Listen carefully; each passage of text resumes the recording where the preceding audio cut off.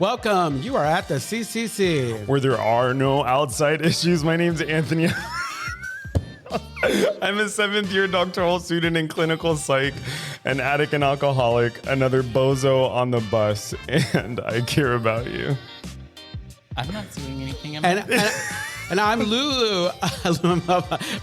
I'm LouiLou. I am in recovery for crystal meth alcohol. My pronouns are he and him. I'm a former Miss Castro Country Club, and I am always in search of balance. And each week we will provide and create a brave space where we can engage in conversations around topics of recovery. Our intention is to hold and inspire better spaces for more people in recovery by tackling issues sometimes used to separate us. But before we do that, please like, share, and comment on this episode. Ding that bell. And now the disclaimer. The views, thoughts, and opinions expressed on At the CCC are ours alone. We do not represent anyone but ourselves. The material and information shared here is for general information purposes only. In other words, we are just friends behind a mic here to entertain you.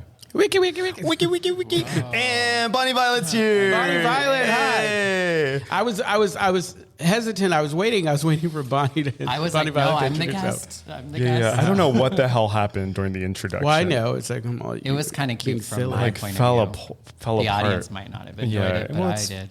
Yeah, that wasn't very professional. Yeah, I don't think we aim for professional. I don't. Professional isn't like our thing. If you want professional, like mediocre with personality. Yeah. We are a C plus. CCC. Well, Minnie Happy Returns often says she gives a C plus performance. Isn't that right? Yeah, especially when I'm hosting, because I don't have to do much more. Because what I don't do in performance, I make up for in hosting. I strive to be the Snapple of co-host. Do you remember this? How Snapple was like ranked through? Is that lost on y'all? Do you remember that commercial where Snapple was like lauding that they were number 3? Yeah, we're gonna take the ride like with RuPaul's Drag Race when people are fighting over who's in second last season. Oh, is that what that was? Oh my God! Yeah, right? Sure. Is that what happened? I'm in second. No, I'm in second. Yeah, it's like y'all both lost. Yeah, exactly. Bitch, none of you got it. So shall we begin in the usual way? Yes. How is everyone doing? How are you, Bonnie? Let's start with you. Yeah, let's start with you. I'm Bonnie doing great. I'm in the Bay. You are? In the Bay. That's nice. I'm here for a couple of weeks doing some work. Sunday was we did communion. We served communion in the Castro and Drag, which are like these rainbow chip cupcakes. And I preached from the pulpit. Oh, shit. And I talked about grace and shit. It was cool. I love that. Not shit, but grace. No, I love it. I think that's great. Well, when you say pulpit, were you in a church? Were you outside? I was in a church with the stained glass behind me and people in the front. And, nice. And I was in drag. That's dope. Yeah, it was cool. Yeah. Was there like a take-home message from the sermon that you would want to share with us? I mean, it was like on grace, you know? And so it's just that idea of like not feeling ashamed. It's LGBTQ stuff. And so I talked mainly on queer grace. So it was really great. It was really cool. I love that. It sounds timely. It sounds perfect. It was helpful. Yeah.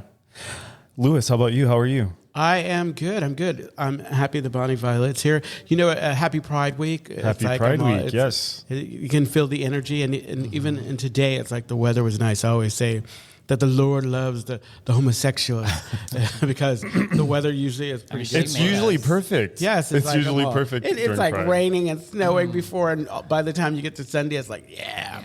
And sorry, go ahead. Also, so for those who don't know, every year we do a pageant for the Castro Country Club, and so we had the Castro Country Club pageant, and so we have a newest Castro Country Club, which is super exciting. Tongalele. I was one of her dressers. And I had such a good time back there. That's hot. Dongolele is by far one of my favorite people. Yeah, hey, did really you great. know, Brandon, that we can see the comments here? So it says, Nora, Nora said, hi, family. Can you see that? Oh, hi, see, Nora. Now you've sent it to us. Oh, you just gave us the back door to the comments. We don't have to. That's why he doesn't want us looking at it. Because then we don't need Because we them. make a thing about it. But Brandon, the thing is that we need you. That's the thing. So Sorry not about surprisingly, that, no one's asked me how I'm doing. How are we're you back doing? to that. We're waiting Well, for you you were to talking. say. Yeah, We're for you to say, well, We were trying not to be rude. I'm totally. I'm. I just... Anthony, how are you? It's become a shtick. Well, I don't want to tell you anymore. Oh. Okay, what's our topic? I'm actually... I was actually sharing with Lewis before we started. I think you were here too. I'm just really, really tired. I have a lot of stuff going on. A lot of great things. I was actually talking to my sponsor today about them. Like I have my proposal is due at the end of this month. Well, the first 3 chapters are due at the end of this month. So I've been writing away. I sit for orals on July 15th for folks that aren't sure what that means. I know I sent that in a text and someone goes, how do I sit for orals? I know exactly. I thought you were going to be on your knees for orals. No, I'm sitting for, so basically position. I wasn't going to say anything and Bonnie Violet looked over at me. I know, and I saw. I was like, you know what? I just need to let people know what that is now. So right. Orals basically is when you, there's a bunch of different ways that it can happen. We're so fucking tacky. So, but basically you sit before a panel and they look at the work that you've written. So basically, and they grill you for about 2 to 3 hours. Oh, wow. Okay. They ask you questions about everything you've written. They've asked you questions about, like people you may have cited. They might pop quiz you. They'd say, like you cited so-and-so on page 37. I thought you were going to say they might penetrate you. No, that's... They pummel you. Yeah, they pummel you. They penetrate you with questions. Plow you. But it can be a very intimidating process. And so I need to be on my A game. And then on top of that, I'm preparing my pre-doc materials. And so I've just been really, really busy. Awesome. But all good things, right? Like I get to be in this graduate program. I get to do all of these things. So I've been in a really good place, just tired and in need of rest. How has that break felt? What break? From you took a little break from school and now it's kind of coming back again. Oh, so it wasn't a break. Oh. No. What that was I delayed my application by a year. Oh, I got you. So I gave myself an extra year to do research and write and prepare my materials. And it's gone by really quick. I know. It's gone by super fast. It felt like you just said that. Yeah. It went by really quickly. And as I was going to say, as God as my witness, I don't know why that was the transition I was choosing because it doesn't match. But the thing is that it is by far it was one of the best decisions I made. One of the best decisions I've made. Yeah. So let's not talk too much about me. Let's ease into our topic, which is intersectional allyship. Intersectional allyship. Hashtag don't be an asshole. Hashtag don't be an asshole. Hashtag we can be better to each other. I like that better. I know. Yeah. I like that. It's pretty good. How long are you working on that? You're a dick. So that's an example. We went right back. I mean, we were doing as we say and not as we do. It just came to me now. I was something came over me. I was feeling came. Okay. All right. So intersectional allyship. I believe Bonnie Violet. This was one of your ideas, wasn't it? To talk about intersectional allyship. Yeah, with pride and stuff. Yeah. Because and the allyship is in the sense of if you are how do you support people who are in recovery? How do you be an ally for people in recovery? But then also, how can you also be thinking about other intersections while supporting people in recovery? Whether you're a person in recovery who's supporting somebody in recovery, or you're in recovery with other people in recovery, and and keeping in mind how race and gender and sexual orientation and socioeconomic status and disability, and all those sorts of things that begin to create different experiences for everyone. Yeah. And just kind of being aware of it. Yeah. I love that. I'll add to that. So one, I just wanted to give a shout out. There's a really great resource on intersectionality. It was created by the UN Women, so United Nations Women.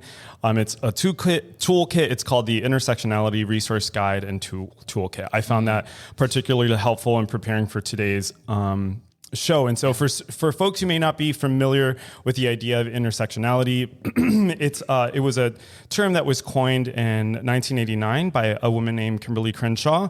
And the idea was to talk about identities and power, which was basically what Bonnie Violet was saying, which is how can we better show up for each other, and what does a conversation about power and identities look like, right? So there was that. The other some other things I found, different ways of allyship. So like one of the three I don't know if they're the three most common, but like speaking up on behalf of people or extending opportunities to people if you're in a position of power, challenging the status quo, right? So different ways that allyship speaking up, actually what I've learned in recent years, more importantly, not speaking up, maybe listening, being quiet. Yeah, which is interesting because one of the things I came across in the toolkit is they talk about, I don't know if it was in the toolkit, but it was in something I read about how a lot of allyship is unlearning and reevaluating, unlearning shit that like we didn't know we needed to unlearn, or reevaluating like our interactions and our position in the world. Also, another thing, because I was a part of this. There was this group on Clubhouse. So if you're familiar, it's like online kind of chat groups or whatever, and it was really popular during the height of like shelter in place. And one of the toughest lessons I learned or shared, at first it rubbed me the wrong way, but I understand. I am not an ally just because I say I'm an ally. I have actions that are required, and I have to do that work in conjunction with whoever I'm trying to be an ally to. Right. That's I think what you're talking about is super important, right? Which is we are allies in partnership with the people that we're wanting to be allies to, and also like I feel like there's also a part there where.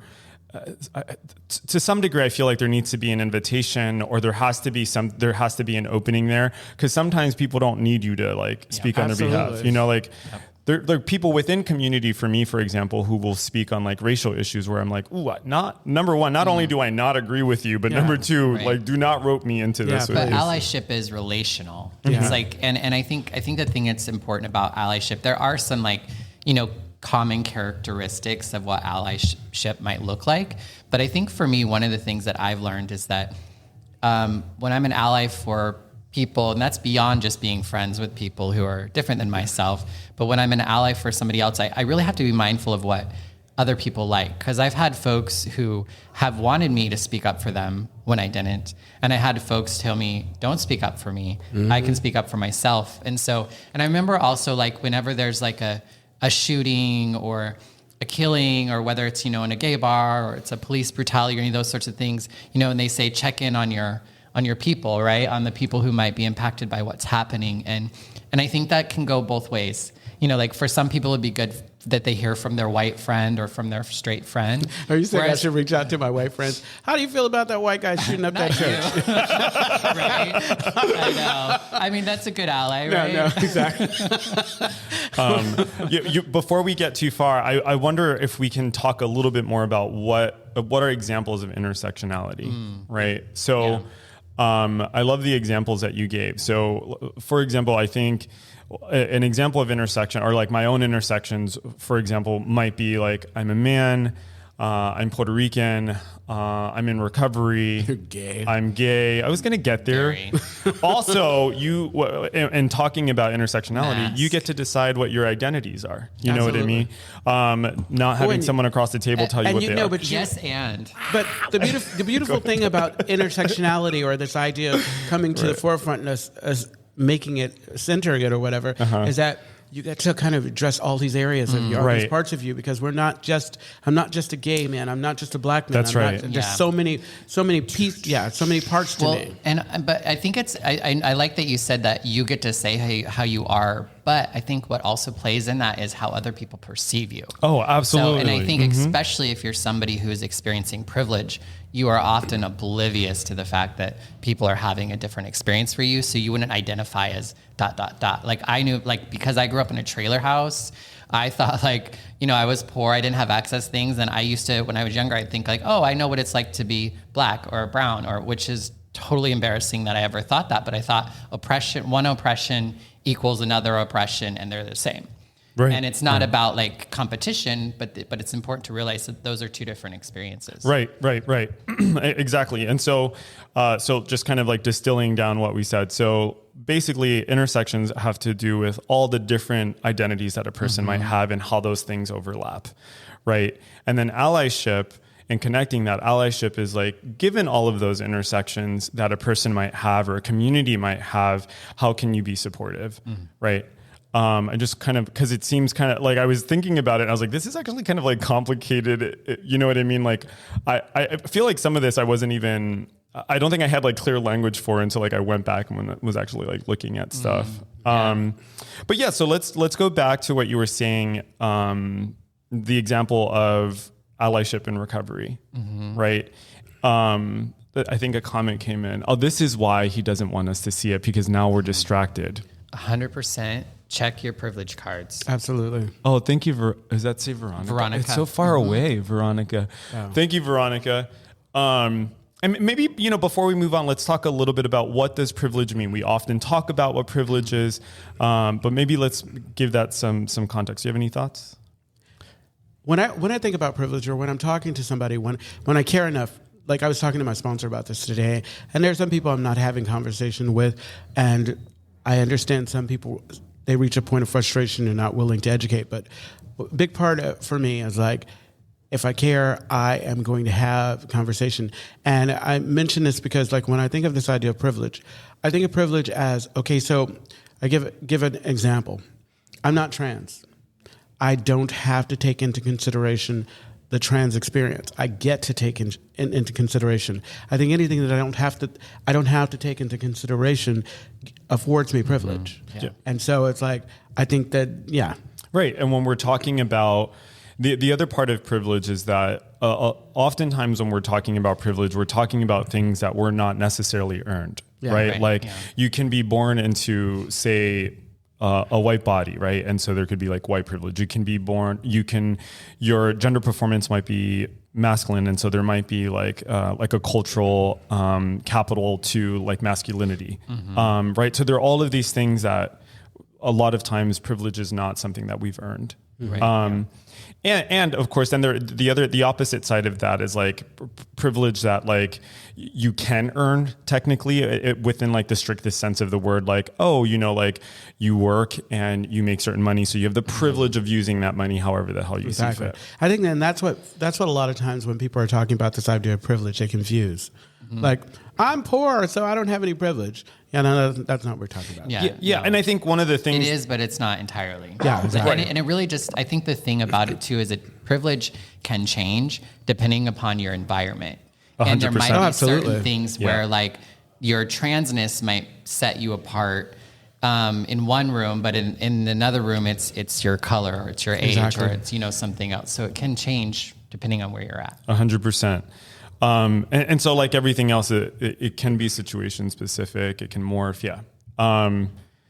And just for folks listening, if you have any thoughts, we're live. So send us comments, questions. Anthony will try not to be distracted. I'll try not to be distracted. Okay. So let's jump in. So recovery, allyship and recovery. What are some of the first things that maybe come to mind, to the two of you when you think about allyship and recovery? Okay, so I think that like the worst thing, and this is early recovery, the worst thing, when I'm holding myself accountable, like early recovery, I would have friends who would try to tell you, you can't do this, you can't do this, you can't do this, or try to keep an eye on you. And the truth of it is, I'm going to do whatever the hell I want to do. Right. So the best thing for you, like with the others, is just to pay attention. Yeah. Back off, And there might be some mindfulness about like, like if you're going to have people over at your house, that you have things that are not alcohol or drug, related, or if you do, you let the person know. Yeah. And for some people, it's important for the person in recovery to know those sorts of things, and for others, it's not a big deal. But I think again, it's kind of a mindfulness and really getting to know that person that you're in recovery with, and what is it that works for them, and asking them, how can I support you through this? Yeah. I was also thinking about how allyship and recovery it takes on a lot of different forms. I think when it comes to like addiction, like either substance abuse or like substance addiction or process addiction, we were talking about this earlier. It's like allyship might just look like being patient with people who are coming into the room, right? Yeah. Like it's not like we're necessarily our best when we come in. Yeah. Yeah, that is that a question? What's it say? Yeah, it says, Veronica asks, how has privilege affected your recovery? Is your access to recovery easier with privilege? Ooh, that's a very good question. I'm going to have to lean forward to read it again. Yeah. How has privilege affected your recovery? Is your access to recovery easier with privilege? That's a really good question. That takes some reflection for me.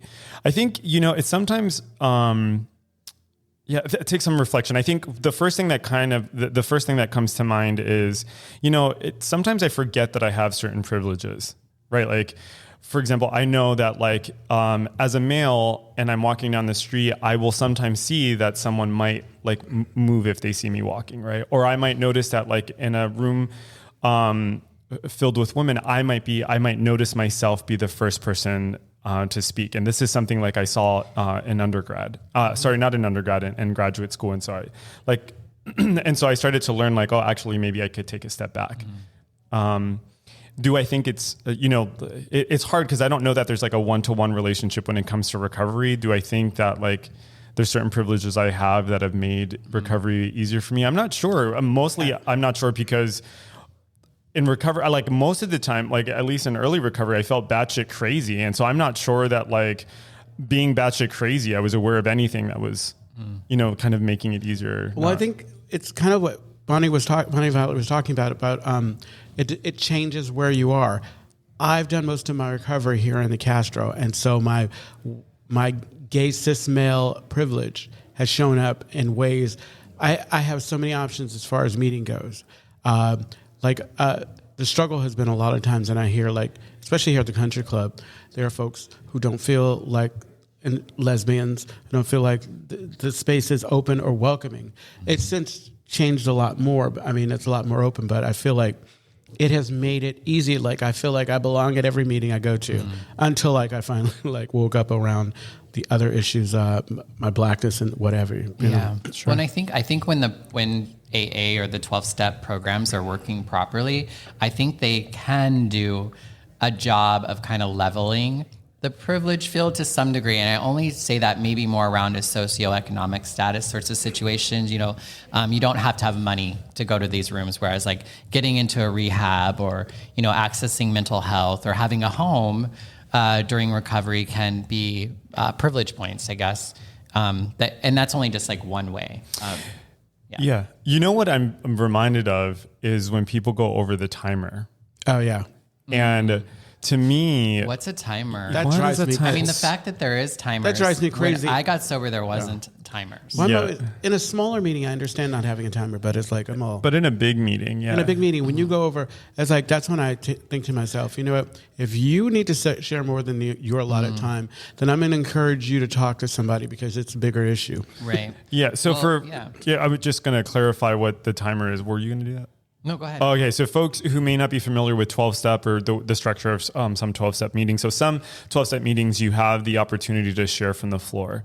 And a timer or a spiritual timer is someone who will give you a certain amount of time to share, and then when your time is up, you'll hear a timer go off. The idea behind this is to give as many people as possible a chance to share. So, like Louis was saying, in a smaller meeting, you might not need that, but in a bigger meeting, you might need that. One other thing that I think is the thing that it tries to protect against is hostage taking. Yeah. So, hostage taking in a meeting setting is when someone shares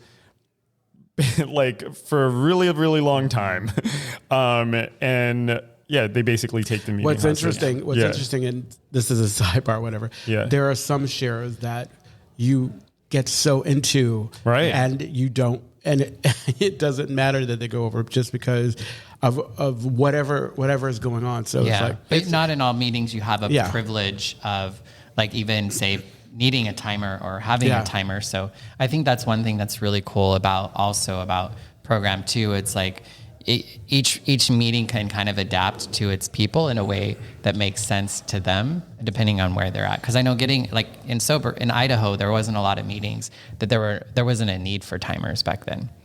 Yeah.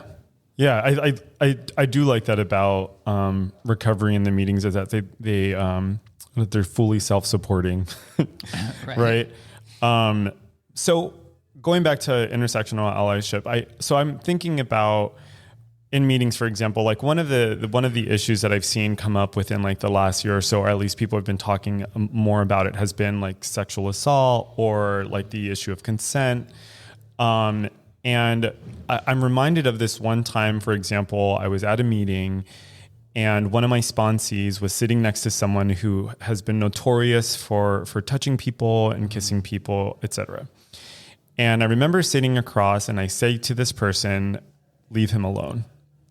And I was trying to be polite and I said, leave him alone. And at some point this person snapped and they said, why don't you shut the fuck up? You should worry about it if I was going to take him home. Oh. And then the meeting started. It was at the Sunday meeting. And I remember thinking to myself in that situation, I felt like I felt like I just had like a paternal instinct because it was my sponsee. But there was also a part of me that was like, this is a younger person. This is a person of color. They're relatively new. And I felt like in that situation, I was like, I felt like this is the best that I could do. I could speak up in this. I have a question situation. for you. Do you feel like you were being an ally in that moment? Because one of the challenges that I have, or one of the things that I struggle with, just like you, I was always like that. Like I would see a young person or someone I perceived to maybe not be able to kind of advocate for themselves, and I would swoop in and want to protect them when they didn't ask. Yeah, I mean, I think that's a fair question, and I think I was right. Like I saw this person with their arm around him. I saw like how close they were getting to his neck, and it was. I'm familiar with my sponsee's body language, so I was like, this isn't cool. This is like obviously uncomfortable. So I do think I was being an ally there, but I do hear your point, which is sometimes people don't need you to speak up for them. I had an experience like that not too long ago at one of the general planning meetings. I think it was like actually last year. I had spoken to someone and they told me that they were like, they felt like they needed my help, blah, blah, blah, blah. So I showed up to the meeting to like help, like advocate for whatever it is that they wanted to advocate for. And you know what happened? They backpedaled and I was like, what? Wah, wah, wah. Yeah. So I'm like, you know what? This person never came right out and asked me to do it. Like I just kind of took it upon myself. So. Yeah. This is kind of random, maybe that just was kind of coming up in mind when you were talking was, I think one thing that's really important about allyship too is that it just doesn't happen when that person is in the room or that other community is in the room. I think it's really important. I think an easy way to talk about is like using somebody's pronouns, correct pronouns, even when they're not around. Or correcting somebody else when they use the wrong pronouns, or correcting somebody who says something racist or homophobic or transphobic or whatever other horrible things that come out of people's mouths. Sometimes. And specifically correcting people in your group. Yeah, not just like because it's like I'd like to go out on the street and start correcting everybody. Right. But I think that we can only work within our space. And if I get to the people that can hear me, that can connect, that's when I'm doing my best work as an ally. Mm-hmm. Well, and you can even like, if you have to like, it's like say sometimes you have to like educate them on why you don't say that or you don't do that. And don't do that in front of the person who is a representative of that community or whatever. Like, those are things that, that's why say white people talk to other white people about how, how to do it well. And you don't do like, cause you can continue to harm people that you're allyship, that you're being an ally for, you're actually harming them more. It's kind of like when your older brother or sister goes and confronts the bully that's bullying you, and it doesn't make it better. It just makes it worse because they're going to get you. Right. I think that the fact that we're having this conversation during Pride Week, it feels in line because I think about, this is something I've talked about with some friends before is that, when I think about like the certain like rights that we fought for, from everything from like same-sex marriage to like being able to like hold a job and not get fired. Like when I think about all of these things, like they're not things that we did by ourselves, right? Like that we had a lot of straight women who were behind us, right? And straight men too, right? And I think Pride is such a good example of what allyship can look like. Not just in community, but like the power of what that looks like on a grander scale. And even before that, I think about like the civil rights movement and the allyship that was there, in community. And I think, And also you can really see where intersectionality was 100%. Not considered. Because you saw the white gays were getting their stuff, but then the black trans women or the, you know what I mean? Like there's the lesbians or the, the different sorts of groups. So it's not necessarily intersectionality I think hasn't always been considered. We saw that. Of course. Yes. And I think about first, second, and third wave feminism. And we saw that play out with women's suffrage and, absolutely. And for sure, definitely, when we think about, if we can make that even more nuanced, when we think about LGBT rights, when the T was dropped off for a second because they were trying to push things through, right? Was a perfect example of, the intersect. Right. Yeah. And people will sometimes do it with the idea. I mean, there's been plenty of times over the years where gay people have been told to sit out or be quiet so that the better, I think even with the black movement, there was a lot of keeping the even though a lot of the homosexuals were doing the work, they were kind of had to take a back seat for the greater good. Yeah. We've been having to have the conversation in the black community about, you can't say that you're an ally, or you can't say that you stand for if you exclude. And unfortunately, that has been the case. I was going to mention, I've been having a number of conversations, especially with new young men of color in recovery, where they are finally at that place where they're ready to talk about issues that are kind of tough about race or what have you. And it so happened that they may have chosen a sponsor that was not of color or could not understand or appreciate. And I'm pretty sure it happens with women, with trans. If you have a sponsor that can't get it and you're trying to have a conversation about something that is important to you, and because they don't understand, they don't validate it. And so they gaslight and what have you. And I think allyship or true allyship is, you don't have to completely understand, but at least validate that what I'm feeling is genuine for me, Yeah. So in both of your opinions, where do you think is a really good place to start? If someone is wanting to kind of rethink what intersectional allyship looks like, right? And I feel like you just shared something. I see a comment just came in. It's from Jaylon. Sometimes, Jalen says, sometimes I'm conflicted when it comes to allyship because it can be very performative and less genuine. Yeah. Absolutely. It's I think a good place to start, first off, if you are concerned and care about an issue that is not necessarily your issue, start to educate yourself as best you can before you start speaking up and being or trying to center yourself. Oh man, I have a gripe. And I think I talked about this before. So they have this, how they have a flag for everything now? They have a flag for allies. For allies. And first off, the flag is ugly.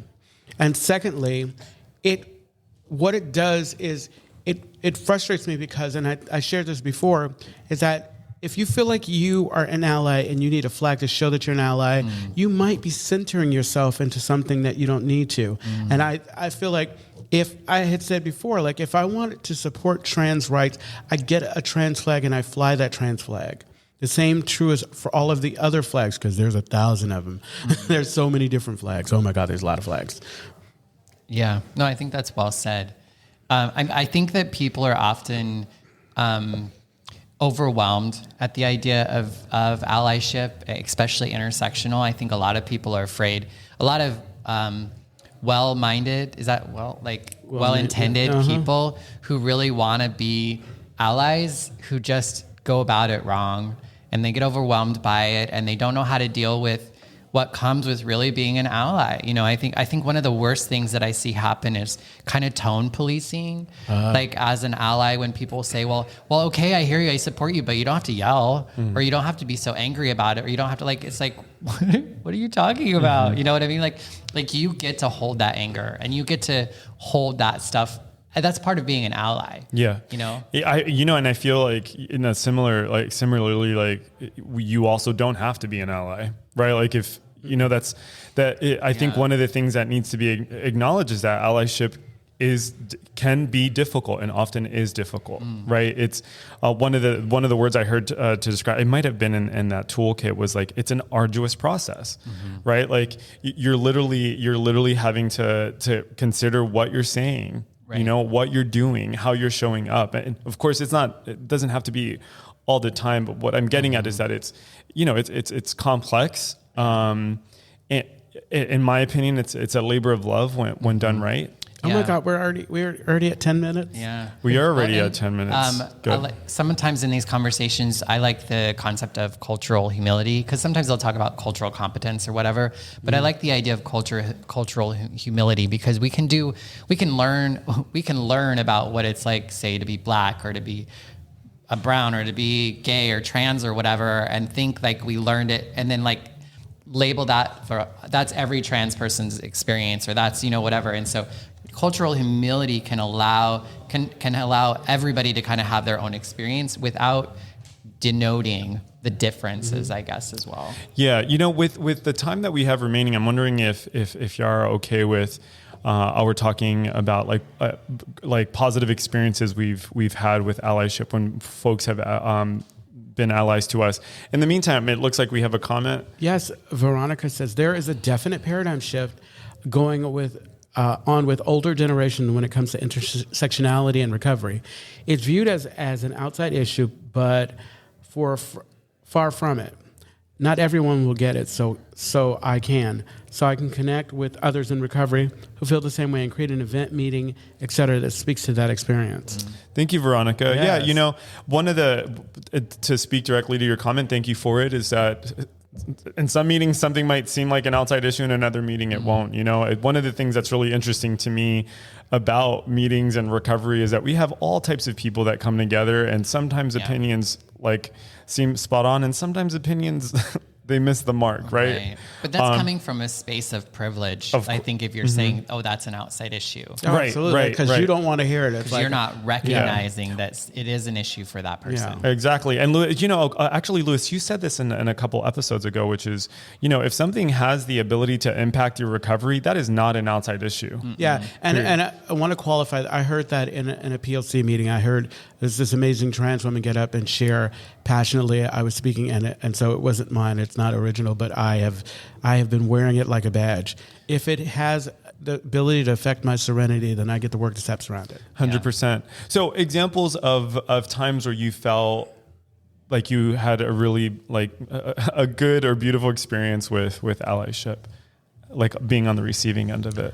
But okay, so this was not in recovery, but I'm pretty sure. It's okay. Okay, so after the George Floyd thing, I was feeling, and I wasn't exactly sure what was going on, and didn't know that I needed help. The owner at my job called me in, and I thought I was in trouble. And we had a conversation, and she asked me how I was doing with that, and encouraged me to take a few days off. And I think that I've definitely had instances like that in recovery where folks see what's going on, they see me, and almost like, how you said you kind of know like the body language from your response, and they check in, but they check in a way where it's like, it's not about trying to make me feel better, but simply just trying to check in and letting me if I need to, and being okay if I don't want to. Yeah, it sounds like that person let you have your experience, and then created room for you. Mm-hmm. And I was always going to take time off at work. I'm all, sure. Right. Mm-hmm. One thing that stands out for me is I have a podcast with my aunt who's a conservative Christian, and Splintered Grace. Yeah, I wasn't trying to plug it. Plug. But she, and learning allyship and trying to teach with her has been overwhelming at times, but she's also done it really well. And she's advocated for my pronouns and my name. I recently went back home to Wendell with all my family members and stuff, and she called me by my name and used my pronouns even though everyone else around me wasn't. And so I felt like that was a really great form. And I think she was also talking to people outside when I'm not around about how they, they might do well to call me Bonnie Violet or whatever. I love that. I'm thinking of a recent experience and then also professionally. So in a lot of the professional spaces that I'm in there, they tend to be actually they almost are almost entirely white. And not just white, like white and affluent and like old money, because it's a really old profession. And some certain spaces can be really difficult to enter, right? Because, you know, you don't have the connections, or you don't have, right? You don't know the right things to say, you know? And so professionally, I actually, one of my first experiences with this was my second year of grad school. There was a white trans woman who knew of a placement that I wanted. And she basically was like, "Girl, I got you." And she pulled me aside and she's like, looked at my cover letter. We like talked about what the interview might sound like. And she like set me up. And I interviewed and I did really well. And I ended up getting the spot. And that was the first time I experienced that professionally. And then personally, and like, so I'm like, I'm treading lightly around this, but you know, I've been seeing someone and it's the first time I've ever like been in a relationship with someone who's white, right? Like this, like the level of this relationship. And I can remember like the first time, I just kind of like, and just happened to be talking about something that happened to me in childhood. Right. And like things that I just kind of like take for granted, because I'm like, yeah, who hasn't seen a drive-by shooting? Right. You know what I mean? Like, like who hasn't seen a drive-by shooting? Like who hasn't walked by a dead body? Like who hasn't seen drug dealing? Who hasn't? You know what I mean? Like who hasn't? And I remember I was just like talking about it, and there was this moment where he was like, "You've lived with that your whole life." You know what I mean? And there was like this tenderness around it, and I thought to myself, "Oh shit, no one's ever done that. No one's ever heard that and said that must have been hard." Yeah. You know what I mean? Like, save for my therapist. And that, like, in both of those instances, professionally and interpersonally, like, I felt so, like, held and seen. And it just meant so much to me that, like, someone who lives outside of my community, who will probably never know what those experiences are like actually kind of had a moment with me. Yeah. I think one of the big problems with allyship, or where it can lack, and allyship, but also just kind of being on the side of somebody else or a group of people. I think there's this belief that we have to understand somebody, and like the goal is to seek to understand, and that's not what it's about. We're never going to fully understand one another. And so, and you don't have to understand me to be kind to me, right, or to see me, or, you know, so I think that's the thing that we've gotten. We try so hard to understand everything. And if we don't understand it, then it must not be, or something. That's such a beautiful point. It's such a beautiful point, right? Because sometimes, you know, like I've worked with people where like they might, there's so many thoughts that are coming to my head right now, but I'm just thinking about like those moments where I have like been across someone and I didn't understand him, but all I needed to understand was that like I'm sitting across someone who's in pain. Yep. That's it. Like, you're in pain. Like, I don't need to know what's happening. I just know that like someone I care about is in need of comfort. That's all I need to know. Believe them. That's it. Yeah, that's exactly. it. You know, and sometimes, you know, that's some of the best allyship that I've experienced. Brandon just chucked up fingers at us. There were, but there were three. Oh, so the Castro Country Club is a safe and sober community center for all people and a refuge for the LGBTQ recovery community. We provide programs, and I was like, I want to be you. Go for it. We provide programs and services that help people change their lives by supporting personal growth. Our vision is to reduce the suffering of addiction by connecting people to community, opportunity, and support. Yes, and you can find more information, including all the ways to contact us at www.castrocountryclub.org/podcast. /backcast. You know what I'm saying. That slash. Bonnie Violet, you want that one? Yeah, tune in every Tuesday at 4 p.m.-ish Pacific Standard Time when we go live on our Castro Country Club Facebook and YouTube channels. Find us wherever you listen to podcasts. Hey, and if you're... If you're watching us... what's the thing that I want to say? The 15 minutes. So as usual, we will continue our conversation 15 minutes after we stop rolling. For that content, find us on Spotify or wherever you listen to podcasts. You can only listen to the audio. Okay. And it's where we get really... They're going to hit the button.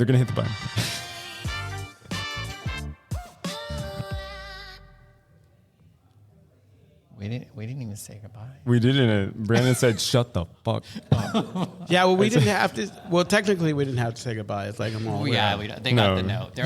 You know what's going on. Yeah, everyone was sitting on their seat, and just waiting. Like they're just like, "Shut the fuck up." Yeah, so just would you stop?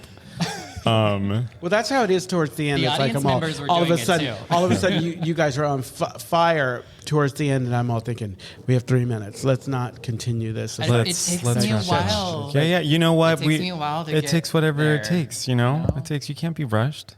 You can't rush. Brandon, there was something I wanted to say, but I see now why we don't give me access to the comments before they come in. Because he's got ADD. It's like, soup's like, distracting. squirrel. I never 100% like I'm in mid-sentence and I like look down and it was, hey, our friend just walked into the room. Hey, friend. Hi, friend. Hi. But yeah, it was, it's super distracting for me. It's super distracting for me. So yeah. As an ally, it's Pride Weekend coming up. How can you support someone in recovery as if you want to be an ally? Say, how can you support, especially if the person is determined to participate in Pride, especially if they're new?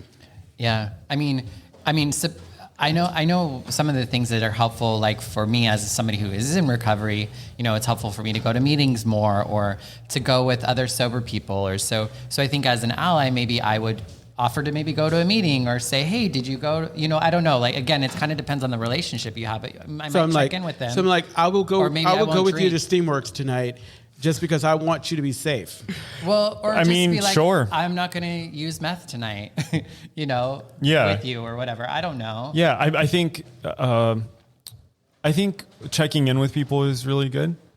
If you're going to go out and you're with your friend who's new to recovery, like just saying, hey, how are you feeling? Yeah. But also not doting. Oh, yeah. I know what you're saying. Like not being hella, like Just doing encouraging the most. people to have a plan. Yeah, because you never want to be like treated like have people on eggshells or like people. Are you okay? Are you okay Exactly, now? Are you okay now? Oh, I hate that. Yeah. so I hate that. hard. It's like I'm all, get off my back. Yeah. Because it's hard too, because it's just sometimes it can just be a constant reminder of that othering, that thing that separates you from. And so I think oftentimes it's like we don't get to live beyond our sexual orientation or our gender identity or maybe our recovery. People might often always see us as just a drug addict and an alcoholic. Oh, absolutely. I That's think the worst. especially people who don't understand what it means to need to be in recovery. You know what I mean? Yeah. And so to be able for them to see us beyond our addiction is, I think, really important too. One of the things that I really appreciate that people do for me in recovery is that my closest friends know that like I can get really anxious in like group settings. And so if I'm out with friends, like a friend will check in with me and be like, girl, you want to go? You know what I mean? Like, Yeah. you want to take a second out? And what I've loved about that is that when I was drinking and using, no one ever asked me that shit because it would be inconvenient for them because that would mean that they would have to go. And my experience has been in recovery where people are like, if you want to go, I'll come with you. You know what I mean? Like, I don't, this isn't that important, Mm-hmm. What? I had so this is something that happened like early recovery. A friend of mine who is no longer a friend because thanks to thanks to the amends process, I made an amends to myself that I'm good. Mm-hmm. I don't need this person. We were at a party of a mutual friend. It was out, and the party was going fine, and then all of a sudden he wanted to talk about recovery. And it wasn't that I was being secretive about what was going on. It's just that, like, I didn't want it all of a sudden to become about my alcoholism or whatever, because there was alcohol and everything there, and it changes, whether or not it changes everything. Mm-hmm. And this person just kept in on it and whatever, and I'm all thinking, that was the perfect example of this individual is not an ally. Because I don't care what you do for yourself, but I am trying to enjoy myself. I know that when I reach a point where I'm not okay, where I'm good, I can leave.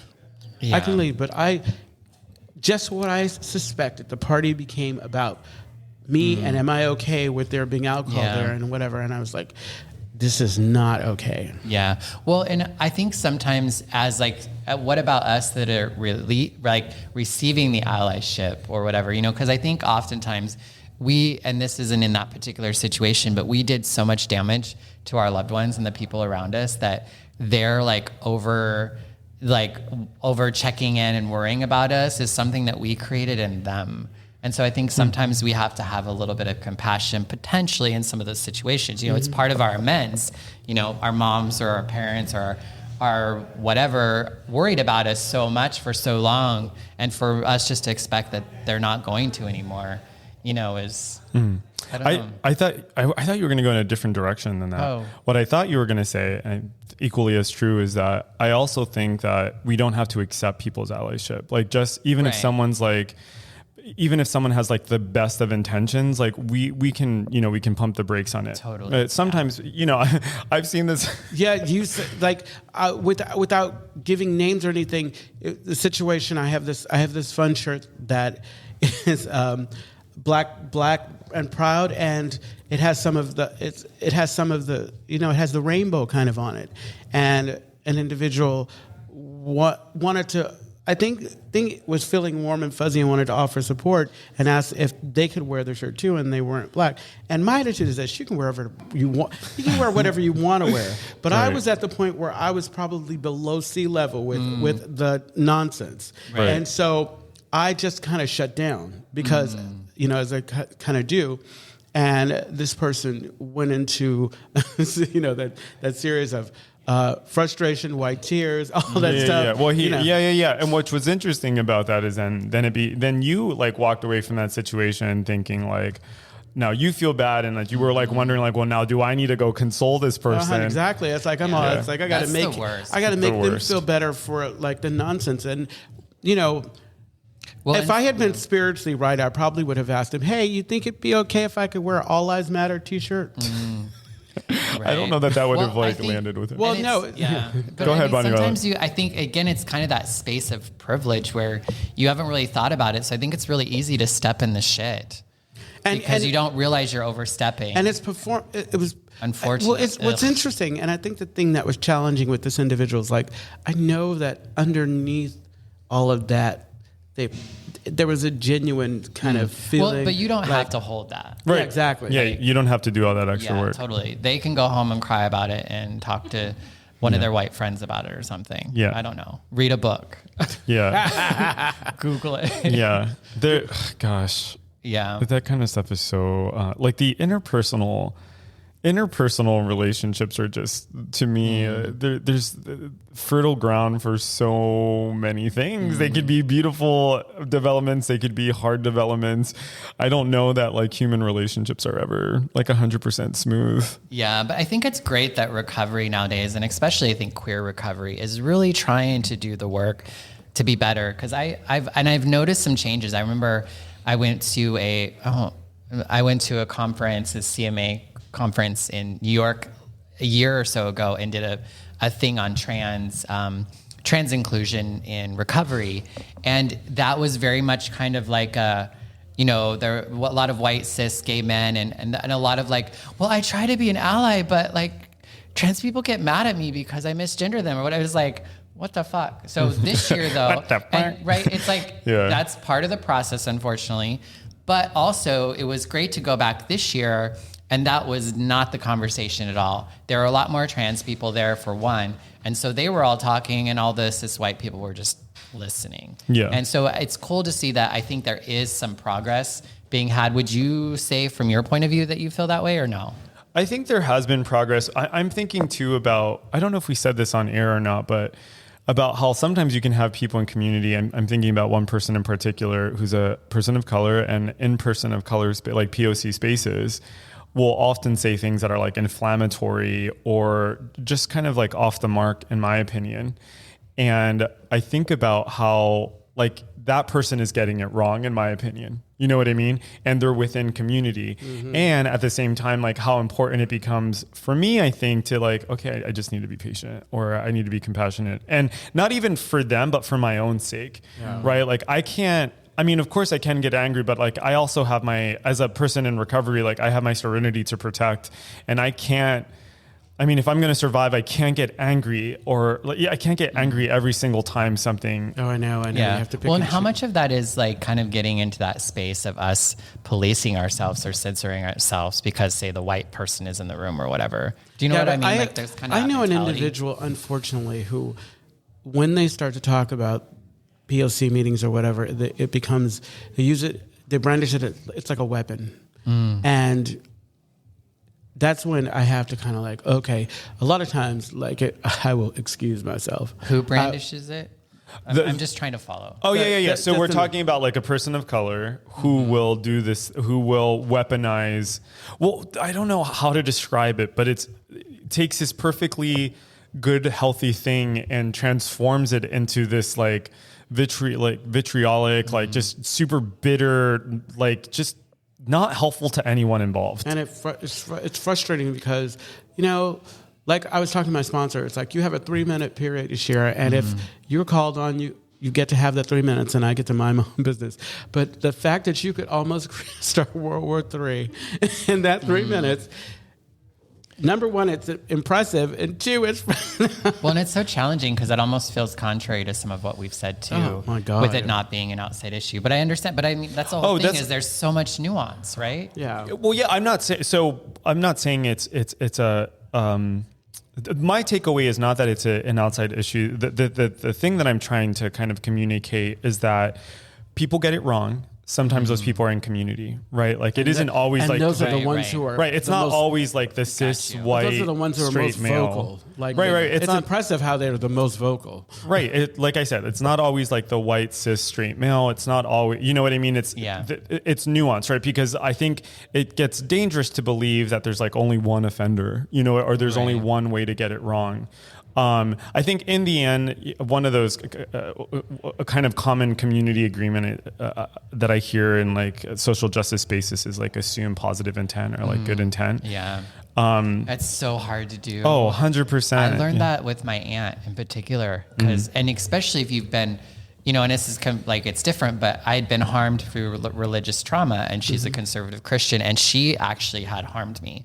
And so she came back into my life, and I would automatically jump into that bad place. And I had to keep reminding myself to assume the best. Remember this behavior, this action, this whatever. And so, but it's hard. Girl, that is so relatable. I have my family's super religious. Time. I know you with your fingers. And that's when they get, they're on fire. Yeah. These two, like all of a sudden it's like, blah, blah, blah, well, blah, blah, blah, blah. what I'm thinking of is my aunt. So I come from a very religious family that's complicated, but one of my aunts, she's like a born again Christian, and she goes to like a mega church, and our relationship throughout my life with her, like she's said really hurtful things. And then I'd go back and I'd say like, years later, I'd say, hey, remember when you said that thing? And she's like, no, I remember when I said that thing. She's gaslighting you, no. You know what I mean? And I'm like, nope. well, I remember that you said that thing, and so. I've got a recording. Yeah. Well, my aunt's owned her shit. I'm just saying. Yeah. You're like, my aunt's better than your my aunt's aunt. like, no, actually, I was horrible. So, one of that aunt also said to me, I could have been a better aunt to you. I also had like a couple of years ago. This is 100% recovery, 100% God. I remember I was talking to my aunt. She was really mean to me growing up. So much stuff is coming up from it. She was really mean to me growing up. Like she'd call me a faggot. She'd like make fun of like my voice was really high pitched. My mannerisms were really effeminate. And my family was just so mean. And I remember one day she said to me, we were like talking, and she goes, Anthony, my family calls me Tony. She's like, Tony, I'm really sorry that I contributed to the environment that made you move away. Yeah. And I haven't been back home I haven't lived back in Pennsylvania for 17 years. Yeah. But that was like the first time someone in my family was like, I fucked up, and this probably contributed to you moving to the other side of the country. And I feel like that's so like that's a generational thing too, because I feel like that's like we're all like kind of in that state, like we're doing the work, we're trying to change generational like shit. Oh yeah. But I know that I've gotten a lot of kind of pushback in my family because they're like, just get over it. Like that was in the past. We're done. Move on. Girl, we have people like that in my family too. Well, maybe I close on something that's very clearly positive and not ambiguous. So before my mom passed away, her cousin had approached her. Her cousin has a gay son, but she asked my mom if I was gay, and my mom said very honestly, it's like, if you want to know, you should ask him. Yeah. So I believe that before I ever came out, my mom knew who I was, and that made me feel good. That does feel generational. Yeah. Yeah. I love that. Yeah. And we have 1 minute left. Brandon's sending me daggers. I'm just, we can go dark in a minute. My last thought is that at least what's coming up for me is that I have to be patient I have to be patient and allow God to kind of flow through a situation, right? Or like to allow myself to be aware of like God's presence in a situation. And the reason why I'm saying that is because you know how we say don't leave before the miracle, right? Sometimes like I'll be so angry or upset with someone in the rooms, especially a newcomer, and I'm like so ready to fucking just be away with them. And then in a couple of months with this amazing person, but I was ready to like toss them away, you know, in my head. Yeah, no, exactly. And so don't leave before the miracle happens. I love that you brought God into it. Oh, it's always God. I think that's helpful, but I think it's important also because some people have used God to kind of like as a spiritual bypass. So don't do that shit. Yeah, don't do that shit either. Yeah. But it is helpful for me to tap into my understanding of my higher power and grace in particular in knowing how to respond and react and be in the world in really difficult 100%. It's like I love the reminder that God is everything or nothing. Yay. I didn't say that. But No, you said exactly. You said yes and. Yeah, Right, you said okay, yes and also colon, semicolon, colon, slash, up, down, slash, backslash. And what's that trans word you can't? Transition? Do we Transition. transition to being done now? Brandon's ready to pull the plug. Brandon's ready to pull the plug. I know. All right. We love you. Thank you for listening. Bye-bye. See you next week. Bye. Oh my God, like when the camera went off, I was like, maybe I'll